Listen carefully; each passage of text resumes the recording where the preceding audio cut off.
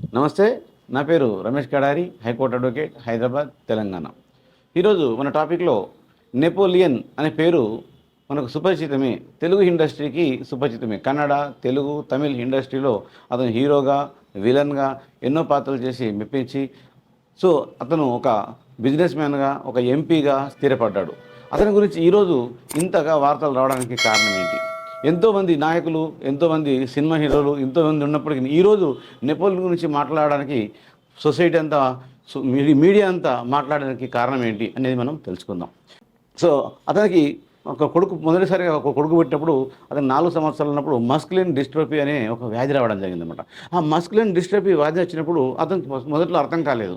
అంటే శరీరం యొక్క కండరాలన్నీ చచ్చిపడిపోవడము, కాళ్ళు, చేతులు ఎలాంటి పని చేయకపోవడము. అతను ఎన్నో విధాలుగా హాస్పిటల్స్ చుట్టూ తిరిగి అతని యొక్క కొడుకు కోసము, అతని కొడుకు యొక్క సంతోషం కోసము ఎంత ప్రయత్నం చేయాలో అంత ప్రయత్నం ఇండియాలో కూడా చేశాడు. అతనికి ఒక ఏజ్ వచ్చేసరికి కూడా ఎప్పటికి కూడా అతను కొడుకు కోలుకోలేడు అనేటువంటి విధంగా బాధకు వచ్చేసింది. అప్పుడు అతను ఒక నిర్ణయం తీసుకున్నాడు. ఇక్కడ ఇండియా వల్ల కావట్లేదు నా కొడుకుని బాగు చేయడము, నేను అమెరికాకి వెళ్ళి స్థిరపడి నా యొక్క కుమారుణ్ణి బాగు చేయించుకుంటానన్న ఉద్దేశంతో తన యొక్క కుమారుణ్ణి అమెరికాకు, ఫ్యామిలీని అమెరికాకు షిఫ్ట్ చేసి ఆ అమెరికాలో వాళ్ళ యొక్క కొడుకుని చూపించాలని ఎన్నో హాస్పిటల్ తిరిగినప్పుడు అప్పటికి కూడా కొంతవరకు మెరుగైందే కానీ ఆ యొక్క వ్యాధి తగ్గే అవకాశం లేకుండా పోయింది. కానీ ఇప్పుడు ఈరోజు ఆ టాపిక్ డిస్కషన్ చేయడానికి కారణం ఏంటంటే, ఈ యొక్క నెపోలియన్ అనే వ్యక్తి ఒక సినిమా ఇండస్ట్రీలో విలన్గాను, హీరోగాను ఎన్నో పాత్రలు చేసినప్పుడు, అలాగే డిఎంకే పార్టీలో ఒక ఎంపీగా కూడా చేశాడు, మినిస్ట్రీ కూడా చేశాడు. అంతేకాకుండా బీజేపీకి స్టేట్ ప్రెసిడెంట్గా కూడా చేశాడు. అదంతకు రాని పేరు ఈరోజు ఈ యొక్క నెపోలియన్ గురించి మాట్లాడుకోవడం కారణం ఏంటంటే, అతని కుమారుడి యొక్క వివాహము. అతని కుమారుడు ధనుష్ అనే కుమారుడికి అక్షయ్ అనే ఒక అమ్మాయితో, తమిళ అమ్మాయితో పెళ్ళిని కుదిరించారు.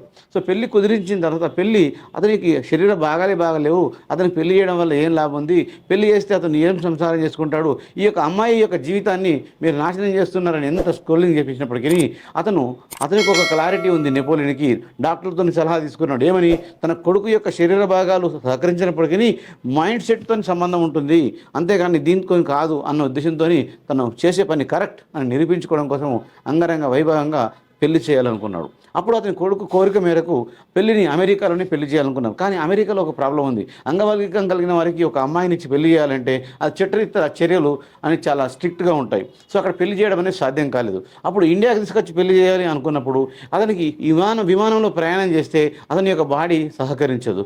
ఒక 10,000 మీద అడుగుల మీద ప్రయాణం చేసినప్పుడు ఆ యొక్క బాబు, అంటే అతని యొక్క ధనుష్ యొక్క శరీరం సహకరించదు. విమానంలో ప్రయాణం చేయడం కూడా అతని యొక్క సహకరించదు. కాబట్టి అప్పుడు ఇండియాకు తీసుకురావాలంటే కూడా అతనికి చాలా ప్రాబ్లం అయింది. అప్పుడు ఒకటే నిర్ణయం తీసుకున్నారు. జపాన్ అయితే అక్కడ యుఎస్ఏ నుంచి స్క్రూలో, అంటే నీటి ప్రయాణం ద్వారా ప్రయాణం చేసి అక్కడ దాదాపు 15 రోజులు ప్రయాణం చేసి దాని నుంచి టోకియో నగరంలో చాలా అంగరంగ వైభవంగా సినీ ఇండస్ట్రీలో ఉన్నటువంటి పెద్ద పెద్ద హీరోలు, హీరోయిన్లు అందరూ, అప్పటి కాలం నాటి కాలం ఉన్నటువంటి హీరోయిన్లు అందరినీ కూడా పిలిపించుకొని వివాహబంధం చేయడం జరిగింది. అంటే ఇప్పుడు మనకు నెపోలియన్ అనే వ్యక్తి ఒకప్పుడు మనము సినిమాలు చూసేటప్పుడు తెలుగు సినిమాలలో ముఖ్యంగా శివ సినిమా లేదా హలో బ్రదర్లో అతని యొక్క బట్టలన్నీ చినిగిపోయి ఒక ఫ్లూట్ పట్టుకొని ఉంటాడు. అతను బట్టలు మార్చుకోమంటే ఎంతగానో బట్టలు మార్చుకోడు. ఎప్పుడైతే అతని యొక్క బాగా తీరుతుందో ఆ రోజు నేను బట్టలు మార్చుకుంటానంటాడు. ఇప్పుడు మీకు అతను నెపోలియన్ అంటే ఎవరో స్క్రీన్ మీద గుర్తుకొచ్చేసింది, మీ కళ్ళల్లో కూడా గుర్తుకొచ్చేసింది.